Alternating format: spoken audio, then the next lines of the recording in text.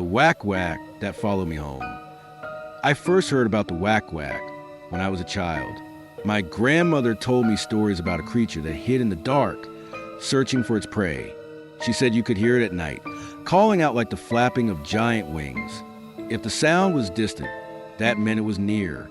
If the sound was close, you were safe. For now, I never believed her. Not really. Until one night, I saw it face to face. It happened while I was on my way home from work. I had the late shift at the diner, cleaning tables and washing dishes until the dead of night. My apartment was only a few blocks away, but I had to pass through an old alley behind the marketplace to save time. The streetlights flickered weakly, barely piercing the thick darkness that enveloped the city.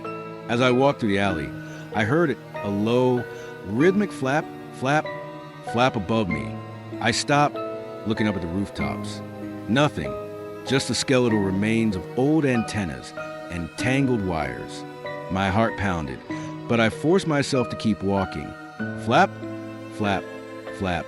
This time, the sound seemed farther away. I quickened my pace, cold sweat forming on my back. My grandmother's stories echoed in my mind. If the sound was far, that meant the Wakwak was near. I turned the corner sharply, and finally, my apartment came into view. Relief washed over me.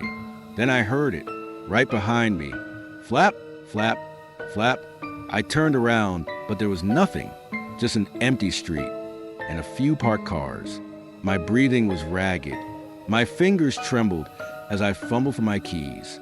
The sound was close now, almost as if it were right beside me. I could feel something watching me, something just out of sight. The key slid into the lock, and I shoved the door open, slamming it shut behind me. My chest heaved as I pressed my back against the wooden door, listening. Silence, just the hum of the refrigerator and the ticking of the clock on the wall. Maybe I imagined it. Maybe I was just tired.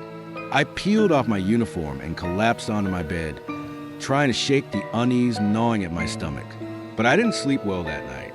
I kept waking up, convinced I heard faint scratching at my window. The next morning, I tried to forget about it.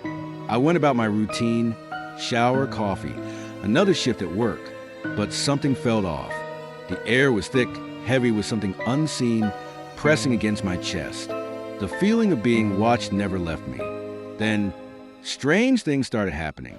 At night, my closet door would be slightly open, even though I always kept it shut. The lights in my apartment flickered randomly, though my landlord swore the wiring was fine. Worst of all were the nightmares. Dark, shapeless figures looming over my bed. The flap, flap, flap echoing in my ears. One night, I woke up to the sound of something tapping on my window. My stomach clenched as I slowly turned my head. Outside, beyond the glass, a shadowy figure perched on the fire escape. It had wings, massive, leathery wings that twitched ever so slightly. Its face was obscured in the dark, but I could see its eyes, glowing red slits that bore into mine. I couldn't move, couldn't breathe. It was real. The Wakwak had followed me home. I scrambled out of bed, my heart pounding. The creature cocked its head as if amused. Then, with one final flap, it was gone, disappearing into the night. I didn't sleep after that. I packed a bag and left my apartment before sunrise. I didn't know where I was going, just away from that thing, away from the feeling of its eyes still watching me. But as I drove, I heard it again, distant at first. Flap, flap, flap, then closer. Flap, flap, flap, and I knew no matter where I ran would always find me. The Wakwak had chosen me.